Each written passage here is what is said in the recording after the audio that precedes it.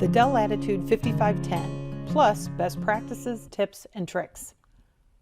Number 1, laptops versus desktops. For decades, desktops were the best choice when looking for an inexpensive, high-performing computing device.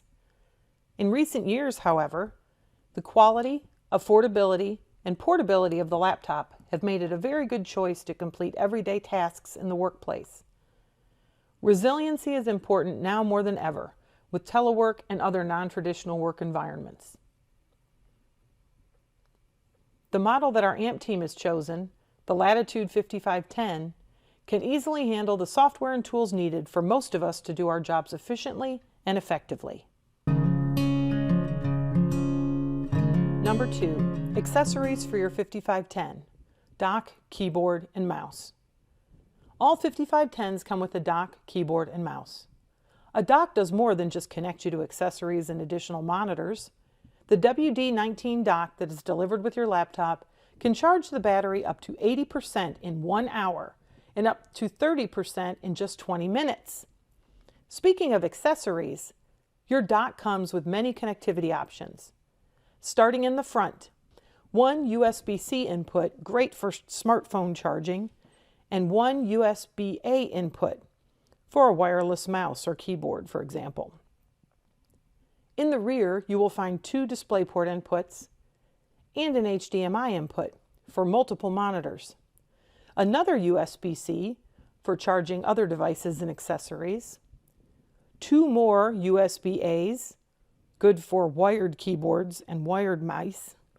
A gigabit Ethernet jack, and a power-in slot. The WD-19 will allow you to connect 2 monitors, which means that counting the laptop screen, you can have up to 3 monitors active at once. Number 3, protecting your device. Know your environment. It is very important to avoid direct sunlight, which can damage your device. This does not mean you can't use it outside or by a window. Just be sure not to store it in direct sunlight, especially if powered on. Speaking of windows, keep your device and accessories out of sight to avoid theft. Make sure you put them in the trunk of your car and away from any windows at home.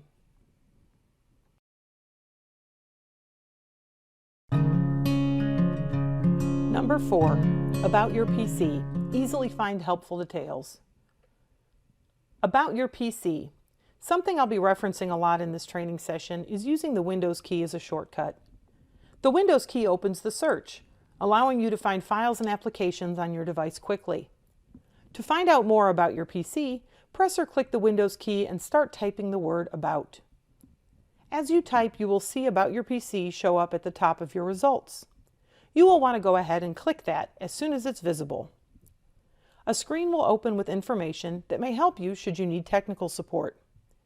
Included is the device name, what type of processor you're using, and the amount of installed RAM. This can help with support troubleshooting.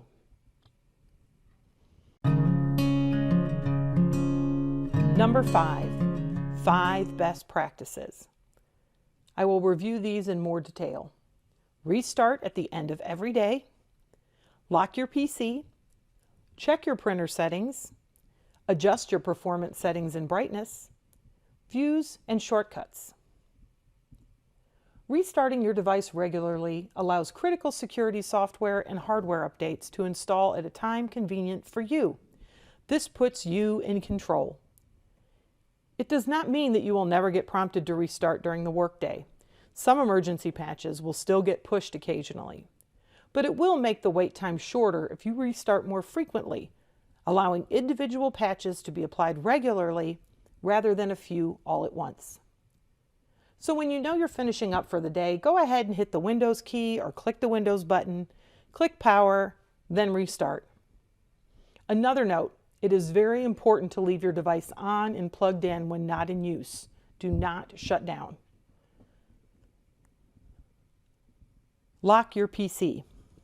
Again, Windows key L locks your PC. Super easy. 2 keys. Even if you're working from home, you still need to make sure that the integrity and security of our data and network is protected. The best way to do that is to lock your PC whenever you step away. Windows key L. Now we're going to check the printer settings. Again, press the Windows key. Start typing the word Control. You will see the Control panel at the top. Click it. When Control Panel opens, look for Hardware and Sound, and then the subset, View Devices and Printers. Your physical printer in the office is probably your default printer. You can tell by the green check mark. We want to go ahead and make Print to PDF the default. Simply right-click Adobe PDF and left-click Set as Default. See? Green check. Now we're going to make sure that the printing preferences are grayscale and not auto color. They should be grayscale by default, but this is a good check just to make sure you're not printing color when black and white will do. Right-click on the printer icon. Yours might look a little bit different based on the model. And choose Printer Preferences. Scroll down to Color Settings.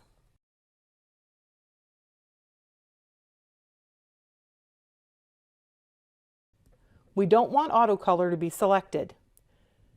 You want to make sure that grayscale is selected.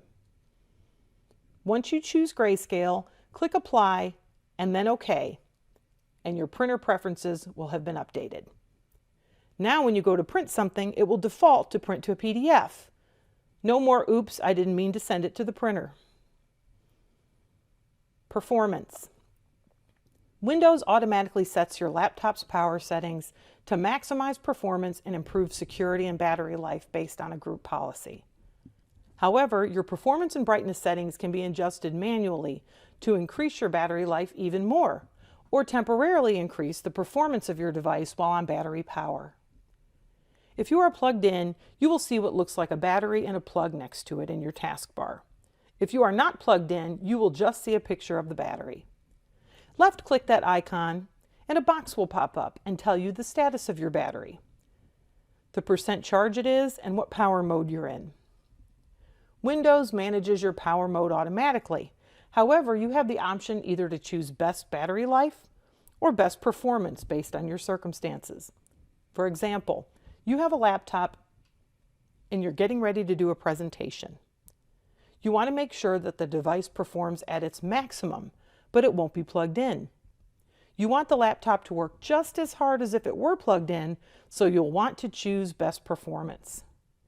And then when you're finished presenting, you can slide it back down to the middle, or if you're not going to be plugging it in again for a while, go ahead and go to best battery life.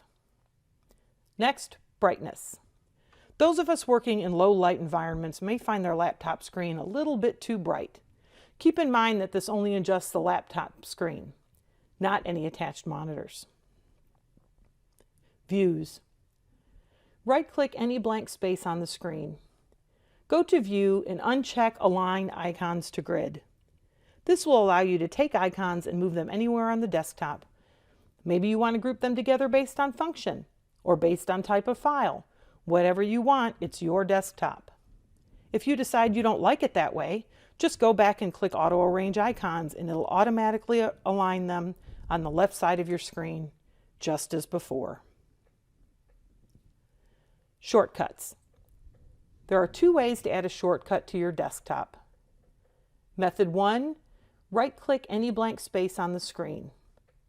Click New and then Shortcut. Once you click Shortcut, it will ask you to browse to the file that you wish to add a shortcut to.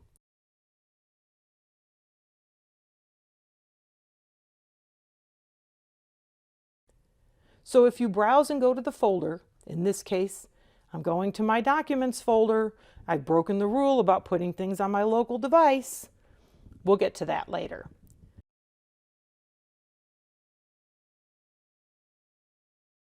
Click OK and then Next. It will ask you to name the shortcut. In this case, I'm going to call it Recording, and then I'm going to click Finish.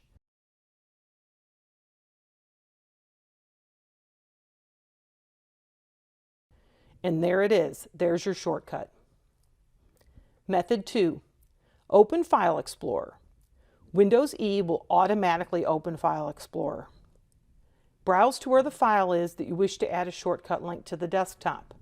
In this case, I went to my F drive. I want to go to one of the data visualization files that I used for one of the classes I took. So I open the folder, Learn and Grow Data Edited. If I right-click on that and choose Send To and Desktop Create Shortcut, it will automatically place an icon on my desktop connecting me to that shortcut on my F drive.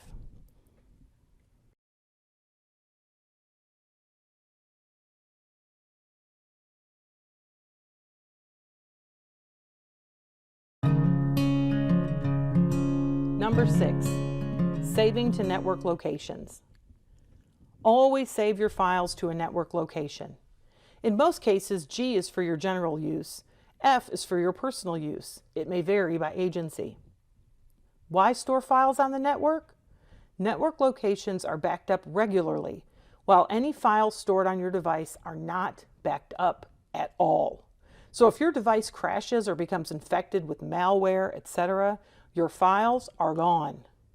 I like to ask myself that if I were issued a new device every time I reported for work, would I have my files available? Your answer should be yes. Next, I'll share a tip to make saving to a network drive easier. Office 365 default save location. Open Microsoft Word or any Office 365 application. You can press or click the Windows key, search for Word, and click on the app. Once it loads, you'll see options on the bottom left. Click that, and then when the box pops up on the left column, click Save. You'll see a default local file location. You can see that right now, the default location is My Documents, which means every time I save something, or every time I go to open something, it's going to start there. Well, I want it to start in my F drive, so I'll click Browse, go to my F drive, and click OK. And you can see now my default local file location is F. So in the future, when you save a file in Word, File Explorer will first go to the F drive by default. You can follow these steps in Excel and other Office 365 applications. Number 7, the notification area. Project and Screen Snip. First thing you'll notice is that in most cases there are no new notifications. That is because they are managed by CIT. However, there are two tiles that I want to point out, Project and Screen Snip. We're going to do Project first. This helps you share your screen in different ways.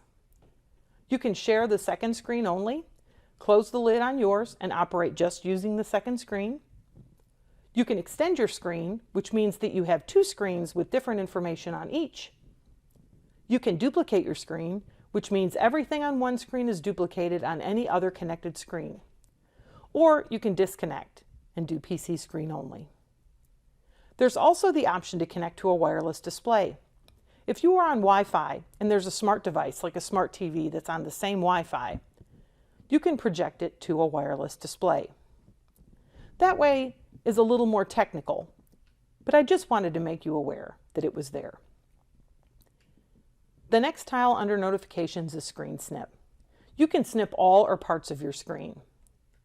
The first box is a rectangular snip. The second box is a freeform snip. The third box is a window which captures your active screen and does not include your taskbar. And the fourth takes a screenshot of all of your active screens, including the taskbar.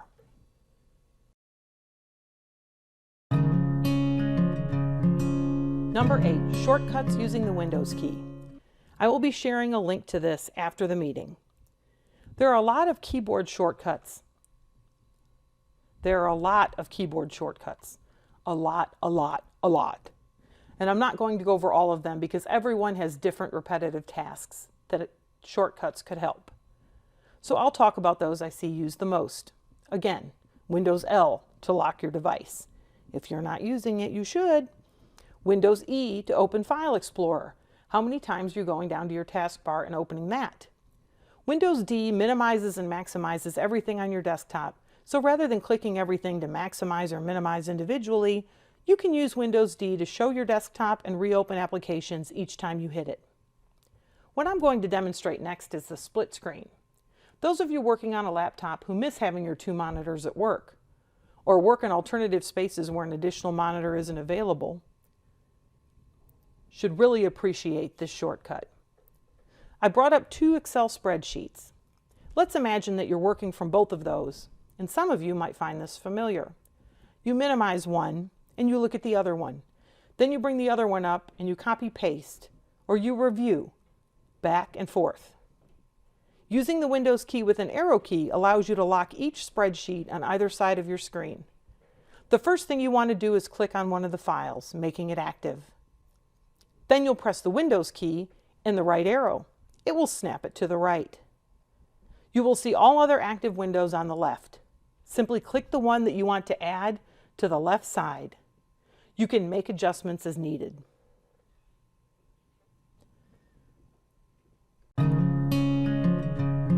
Number 9, how to get help. So hopefully you all know about our customer portal and have used it. Access requires login. Put in the word CityNet, / and your username, and your password is your CityNet password, how you log into your device. The Search for Answers box is a search engine for our entire knowledge base. It works like Google. Put a keyword in there and do a search. Search for monitor, search for Office 365, any search. Just go in there and see what kind of knowledge articles we have. Alternatively, you can click knowledge articles and browse around. Click My Ticket History to see your active and closed tickets. Or submit a request or incident without having to call the service desk. At the top, there are links to our service catalog, policies and documents, and other links.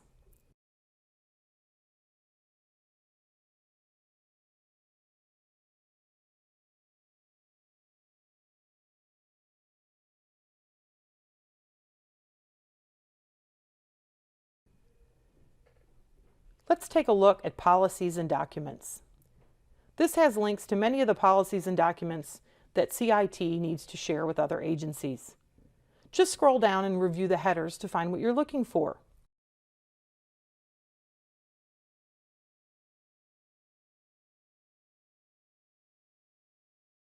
For example, the profile management for non-Metro employees only. The contract or new user request is a DocuSign Power Form. You just click there and it'll open the Power Form for you.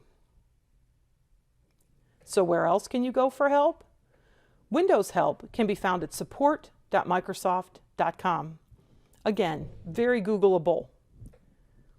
Dell.com/support is a site to go with questions about hardware. Again, you can put your serial number or service tag, model number of your device, or just search. Finally, Linda is available through the Louisville Free Public Library website. All you need is a library card, and the good news is anyone that works for Metro government can get a library card. You just need a Metro ID. So if you go to lfpl.org and click Linda, then click Start Learning, it'll ask for your library card and a PIN, which you will have created when you registered your card. This is my lynda.com page. Haven't been visiting it as much lately. But let's search Office 365 and let's see what they have about Office 365.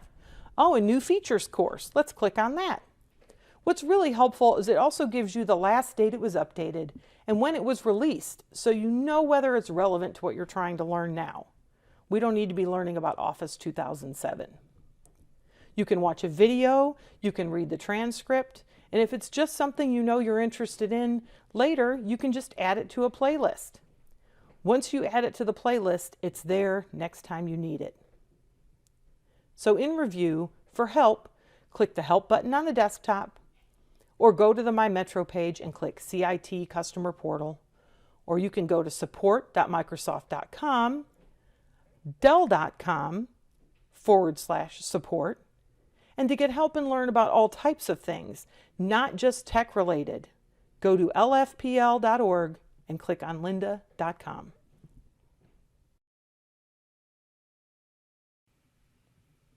We hope you found this training video worthwhile. Look for more coming soon from CIT. We hope to make your experience with technology great.